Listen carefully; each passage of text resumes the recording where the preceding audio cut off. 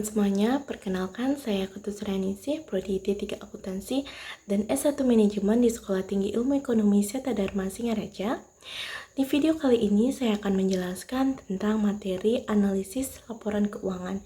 Jadi untuk teman-teman yang belum tahu apa itu laporan keuangan dan bagaimana cara menganalisinya, yuk simak video ini sampai habis. Teman-teman, terlebih dahulu saya akan menjelaskan apa itu laporan keuangan. Laporan keuangan adalah laporan yang menyajikan informasi keuangan suatu perusahaan pada periode waktu tertentu. Adapun tujuannya adalah untuk memberikan informasi mengenai posisi keuangan, kinerja keuangan, dan arus kas perusahaan atau entitas yang bermanfaat bagi sebagian pengguna laporan keuangan, seperti pemilik, investor, dan kreditur dalam pembuatan keputusan ekonomi. Laporan keuangan mencakup laporan neraca, laporan laba rugi, laporan perubahan modal, laporan arus kas, serta catatan atas laporan keuangan. Oke, yang pertama saya akan jelaskan laporan neraca.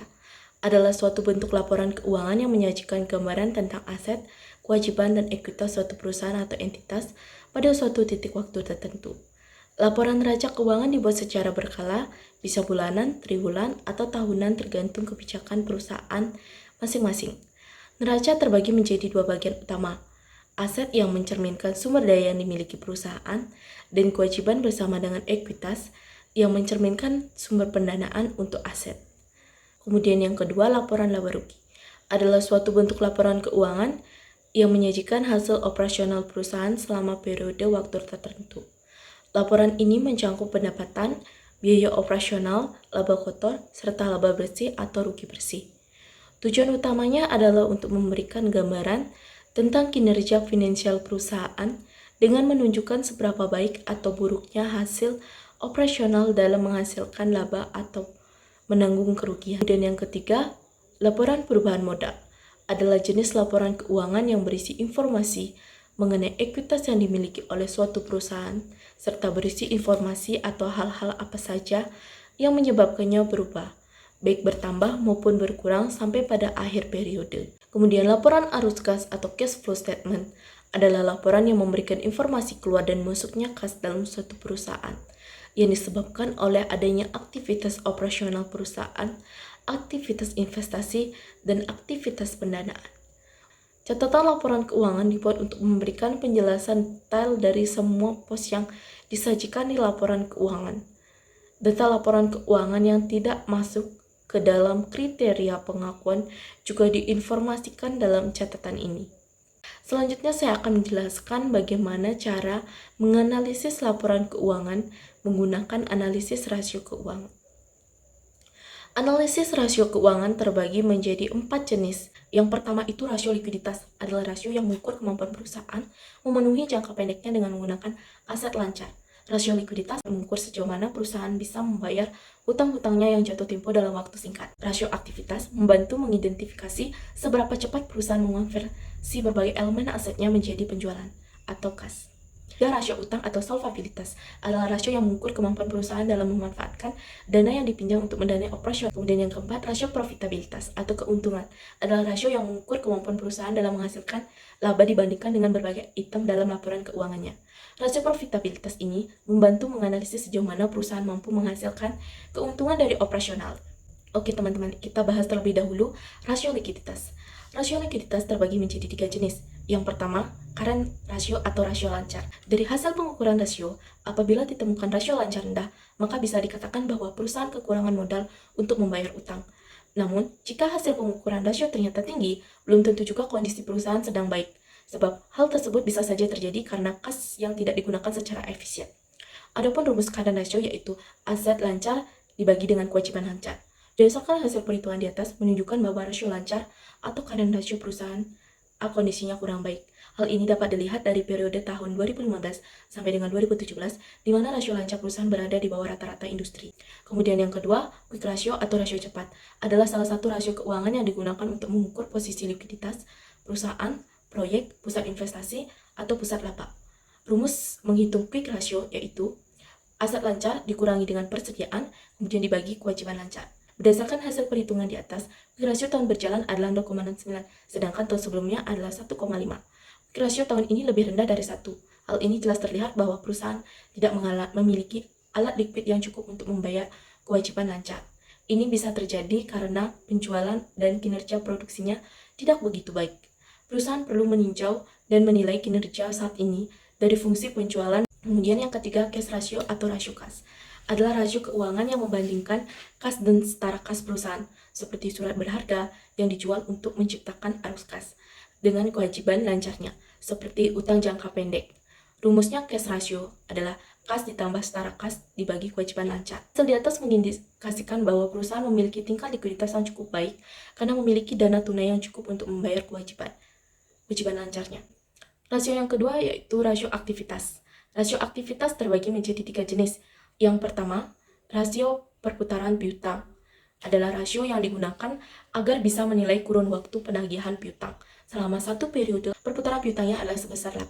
Artinya, perusahaan tersebut bisa mengumpulkan piutang rata-ratanya secara 8 kali dalam tahun tertentu. Kemudian yang kedua, rasio perputaran persediaan adalah rasio antara jumlah harga pokok barang yang dijual dengan nilai rata-rata persediaan yang dimiliki oleh perusahaan. Rasio ini menunjukkan berapa kali jumlah persediaan barang dagangan diganti dalam satu tahun. Adapun rumus rasio perputaran persediaan ini adalah penjualan bersih dibagi dengan rata-rata persediaan berdasarkan hasil tersebut. Maka rasio perputaran persediaan artinya perusahaan dapat mengganti persediaannya sebanyak 6 kali pada periode tertentu. Dan yang ketiga, rasio perputaran aset. Di sini mengukur seberapa efisien perusahaan menggunakan asetnya untuk menghasilkan pendapatan. Adapun rumus rasio perputaran aset yaitu total aset dibagi penjualan bersih. Berdasarkan hasil tersebut bahwa perusahaan menghasilkan Rp2 pendapatan untuk setiap Rp1 aset yang dimilikinya. Ketiga yaitu rasio solvabilitas atau rasio utang yang terbagi menjadi 3 jenis. Yang pertama, rasio utang terhadap ekuitas yang bertujuan menunjukkan seberapa besar utang dibandingkan dengan ekuitas perusahaan. Rumus rasio utang ini adalah utang bersih dibagi dengan ekuitas. Artinya, rasio ini menunjukkan bahwa 50% pendanaan perusahaan dibiayai dengan utang. Jika rata-rata industri rasio utang terhadap ekuitas sebesar 80%, maka perusahaan sedang dalam keadaan baik karena berada di bawah rata-rata industri. Kedua, rasio utang terhadap aset yang bertujuan menunjukkan sejauh mana aset perusahaan dibiayai oleh utang. Rumusnya, total utang dibagi dengan total aset. Rasio ini menunjukkan bahwa pendanaan perusahaan dibiayai dengan utang untuk tahun 2015. Jika rata-rata industri 35%, maka total utang terhadap total aset masih di bawah rata-rata industri, sehingga akan sulit bagi perusahaan untuk memperoleh pinjaman. Kemudian yang ketiga, times interest earn ratio. Rasio ini mengukur seberapa besar laba operasional perusahaan yang tersedia untuk membayar bunga. Rumusnya adalah laba sebelum pajak dan bunga dibagi dengan beban bunga. Berdasarkan perhitungan di atas, maka times interest earn ratio perusahaan manufaktur adalah 5 kali lipat. Artinya pendapatan atau laba operasi perusahaan manufaktur adalah 5 kali lipat dari beban bunga tahunannya. Yang keempat, rasio profitabilitas atau gross profit margin. Gross profit margin merupakan rasio profitabilitas untuk menilai persentase laba kotor terhadap pendapatan yang dihasilkan dari penjualan. Adapun rumus GPM yaitu laba kotor dibagi dengan pendapatan. Berdasarkan contoh tersebut, mendapatkan hasil perusahaan yang memiliki gross profit margin yang tinggi, lebih dari 0,75 atau 75%, menunjukkan bahwa perusahaan tersebut mampu untuk menjalankan produksinya secara efisien. Karena harga pokok penjualan relatif lebih rendah. Kemudian yang kedua, net profit margin adalah rasio untuk menghitung seberapa besar kemampuan perusahaan menghasilkan laba bersih pada tingkat penjualan tertentu. Rumusnya adalah laba bersih dibagi dengan penjualan.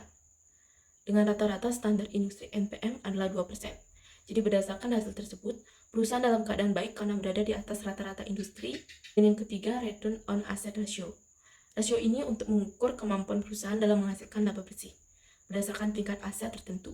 Rumusnya, laba bersih dibagi dengan total aset rata-rata. Kemudian rata-rata industri return on asset ratio itu sebesar 5. Jadi berdasarkan aset tersebut, perusahaan menunjukkan efisiensi manajemen aset yang baik karena berada pada rata-rata industri. Kemudian yang keempat, return on equity adalah rasio untuk mengukur kemampuan perusahaan dalam menghasilkan laba bersih berdasarkan modal saham tertentu. ROE ini menunjukkan seberapa berhasilnya perusahaan dalam mengelola modal sehingga keuntungannya dapat diukur dari investasi, pemilik modal, atau pemegang saham. Adapun rumusnya adalah laba bersih dibagi dengan modal saham rata-rata.